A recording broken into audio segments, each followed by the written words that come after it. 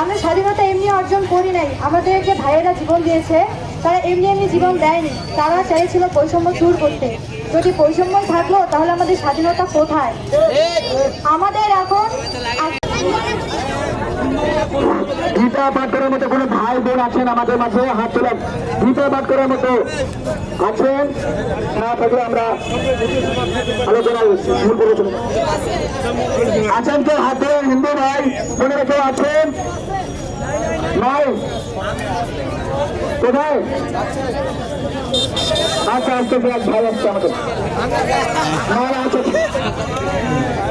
আচ্ছা, যদি থাকে তাইলে যাও, না থাকবে